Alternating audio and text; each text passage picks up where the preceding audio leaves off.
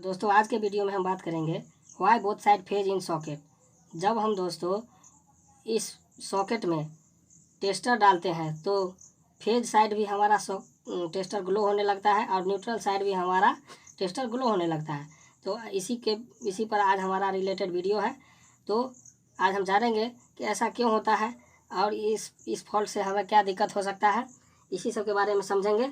ऐसा तो नहीं होना चाहिए, सिर्फ फेज साइड में ही हमारा जो है सो लाइट ग्लो होना चाहिए टेस्टर का, न्यूट्रल साइड में तो लाइट ग्लो नहीं होना चाहिए। इसका मतलब है कि हमारा कहीं ना कहीं फॉल्ट हो रहा है, जिसके कारण ये न्यूट्रल में भी हमारा फेज आ रहा है। तो इसको दूर करने के लिए आज हम इसके बारे में समझेंगे जो इसको कैसे दूर किया जाए। तो सबसे पहले हमारा ये प्रॉब्लम जो होता है दोस्तों, ये दो टाइप का होता है। ये दो टाइप का प्रॉब्लम होता है। पहला होता है इंटरनल प्रॉब्लम और दूसरा होता है एक्सटर्नल प्रॉब्लम।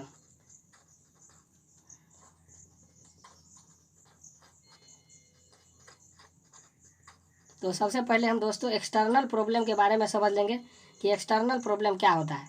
तो जैसा कि हम जानते हैं दोस्तों कि ये हमारा एनर्जी मीटर है। यहाँ हमारा जो है सो डिस्ट्रीब्यूशन लाइन से हमारा सप्लाई आ गया एनर्जी मीटर में। तो एनर्जी मीटर में तो सप्लाई आया दोस्तों।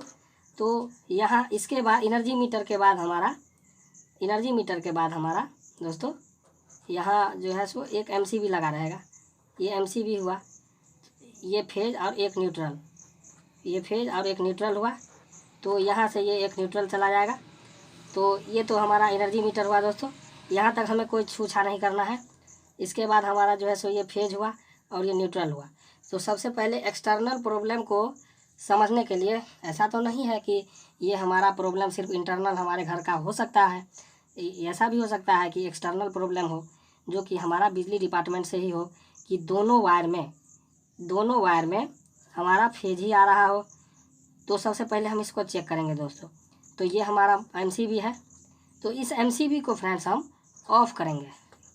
ऑफ़ करने के बाद हम चेक करेंगे कि ऑफ़ करने के बाद हम आउटपुट पे हमारा ये आउटपुट है, ये इनपुट, ये ऊपर आउटपुट होता है। डबल पोल एमसीबी है। तो आउटपुट पर हम चेक करेंगे कि हमारा टेस्टर ग्लो हो रहा है या नहीं हो रहा है। तो अगर टेस्टर ग्लो हो रहा है, दोनों साइड अगर टेस्टर ग्लो हो रहा है, तो ये हमारा एक्सटर्नल प्रॉब्लम है दोस्तों। ये हमको बिजली विभाग में जाके ये बताना होगा कि हमारा जो है सो दोनों साइड फेज आ रहा है। तो वो खुद आकर के वो इसको सही करेंगे। ये हमारा समस्या नहीं है, वो बिजली विभाग में जाके बताना होगा, वो खुद सही हो जाएगा। एक बार और फिर से हम आपको समझा दें दोस्तों, ये एमसीबी है, इसके आउटपुट पे चेक करेंगे। या अगर आउटपुट पे कुछ शो नहीं कर रहा है, स्वाभाविक ऑफ कर देंगे तो आउटपुट पे कुछ शो करेगा नहीं। तो इसके इनपुट पर हम फिर चेक करेंगे कि हमारा टेस्टर ग्लो हो रहा है या नहीं हो रहा है।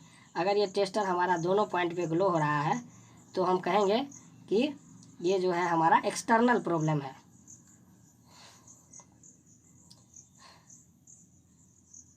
अब दोस्तों बात कर लेते हैं इंटरनल प्रॉब्लम के बारे में। तो ये हमारा घर के समस्या होता है, घरों में कोई फॉल्ट आ गया होगा जिसके कारण ये हमारा प्रॉब्लम होता है। तो इसके बारे में अब हम समझेंगे। तो इंटरनल प्रॉब्लम दोस्तों, इसको दूर करने के लिए ये तो हमें पता है कि एक साइड फेज आएगा, दूसरे साइड न्यूट्रल आएगा। अगर दोनों में हमारा टेस्टर ग्लो हो रहा है तो इसको सबसे पहले हम चेक करने के लिए सबसे पहला हम काम ये करेंगे कि हम किटकैट फ्यूज को जाकर चेक करेंगे। किटकैट फ्यूज को चेक करेंगे। अगर किटकैट फ्यूज जो हमारा न्यूट्रल है, न्यूट्रल वाले को जाकर चेक करेंगे। हो सकता है हमारा न्यूट्रल फेल हो गया हो, जिसके कारण हमारा न्यूट्रल में भी फेज आ रहा होगा। ऐसा भी होता है दोस्तों, किटकैट फ्यूज को जाकर के चेक करना पड़ेगा कि न्यूट्रल हमारा फेल तो नहीं हो गया है। अब मान लीजिए ये हमारा किटकैट फ्यूज में न्यूट्रल हमारा सही है। तो अब हम फिर इस जांच की प्रक्रिया को आगे बढ़ाएंगे। अब हम बात करेंगे, अब हम घर में जाएंगे। अब मान लीजिए जो 4 रूम है, A B C D, अब ये 4 रूम है। तो हमारा ये हमारा आउटपुट है, ये हमारा मेन एमसीबी है। यहाँ से इस घर में जाएगा, फिर यहाँ से इस घर में जाएगा, यहीं से फिर ये डिस्ट्रीब्यूट होता है दोस्तों। तो हर रूम का एक अलग अलग एमसीबी होता है। यहाँ पे एक एमसीबी लगेगा, यहाँ पर एक एमसीबी लगेगा। तो ऐसे ही मतलब डबल पोल एमसीबी से सिंगल पोल एमसीबी में जाएगा, तो यहाँ पर भी लगेगा।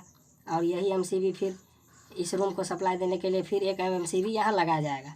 तो ऐसे में क्या होगा फ्रेंड्स कि यहाँ तक तो हम चेक कर लिए, हमारा सब कुछ सही है। तो हम इसको चेक करने के लिए हर एक रूम में जाकर चेक करना पड़ेगा।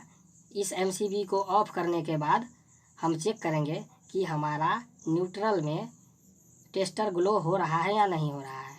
यहाँ हम फिर MCB को ऑन करेंगे, उसके बाद यहाँ फिर चेक करेंगे कि हमारा न्यूट्रल में टेस्टर ग्लो हो रहा है या नहीं हो रहा है। अगर हमारा न्यूट्रल में टेस्टर ग्लो हो रहा है फ्रेंड्स, तो इस वायर में प्रॉब्लम है दोस्तों। इस वायर में प्रॉब्लम है जो हमारा मेन MCB से MCB डिस्ट्रीब्यूशन बॉक्स में आ रहा है, इस वायर में प्रॉब्लम है दोस्तों। तो इसको हम दूर कर लेंगे। अगर हमारा सब कुछ यहाँ सही चल रहा है, अगर न्यूट्रल में हमारा अगर टेस्टर नहीं ग्लो हो रहा है, तो ऐसे ही फिर ऑफ़ करेंगे, फिर यहाँ चेक करेंगे, फिर ऑफ़ करेंगे, फिर इस रूम वाले में चेक करेंगे, फिर ऑफ़ करेंगे, इस रूम वाले में चेक करेंगे। और मान लीजिए कि अगर हमारा यहाँ पे टेस्टर इस रूम तीसरे नंबर वाले रूम में ये हमारा टेस्टर ग्लो हो गया, न्यूट्रल में भी टेस्टर ग्लो हो गया। ऐसा तो नहीं है कि सब रूम में ऐसा ही प्रॉब्लम आएगा। अगर इसमें प्रॉब्लम आ गया तो हम घर से पूरे घर के वायरिंग को फॉल्ट को हम अब एक रूम की ओर ले आएंगे। ये पूरे घर के वायरिंग को हम एक रूम पर ले आएंगे और इस रूम में अगर फॉल्ट आ गया, अगर इसमें टेस्टर ग्लो हो रहा है, तो हम स्विच को ऑफ़ करेंगे। स्विच को ऑफ़ करने के बाद इस MCB को ऑफ़ करने के बाद इसमें चेक करेंगे कि हमारा न्यूट्रल आ रहा है या नहीं आ रहा है। अगर न्यूट्रल आ रहा है तो फिर हम अगला प्रोसेस बढ़ाएंगे कि हमारा ये डिस्ट्रीब्यूशन स्विच होता है। ये तो हमारा MCB हुआ, डिस्ट्रीब्यूशन MCB, और उसके बाद आ जाएगा हमारा डिस्ट्रीब्यूशन स्विच। तो अब हम हर एक स्विच को ऑन करके और चेक करेंगे कि हमारा न्यूट्रल में अर्थिंग न्यूट्रल में फेज आ रहा है या नहीं आ रहा है। तो ऐसे ही हम ऑफ़ कर के सबको चेक करते जाएंगे और अंत में हमको जहाँ फॉल्ट आएगा, जिस स्विच में फॉल्ट आएगा उसको हम सही कर लेंगे। उसके बाद दोस्तों ये अगर जैसे हमारा पता चल गया कि तीसरे नंबर चौथे नंबर स्विच को ऑन करने से हमारा टेस्टर ग्लो होने लगता है, तो इसका मतलब है कि चौथे नंबर स्विच का जो हमारा कनेक्शन है वो हमारा या तो ढीला है या नहीं तो उससे जुड़ा हुआ जो एक उपकरण है वो हमारा बॉडी अर्थ ले रहा है, उसमें हमारा फेज सप्लाई जा रहा है न्यूट्रल में। तो अब हम उस इक्विपमेंट्स को, उस मशीन को चेक करेंगे कि इसमें वास्तव में ये हमारा फेज जो है सो लीक हो रहा है।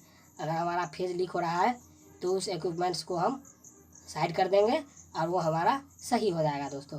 तो इस तरह हम अपने पूरे बिल्डिंग का वायरिंग को एक घर पर ले आएंगे, एक रूम पर ले आएंगे और उस रूम पर चेक करते करते हम फिर एक स्विच पर ले आएंगे और उस स्विच को चेक करते करते हम ऑन ऑफ करके चेक करके हम एक स्विच पर ले आएंगे और वो हमारा प्रॉब्लम अपने आप सॉल्व हो जाएगा।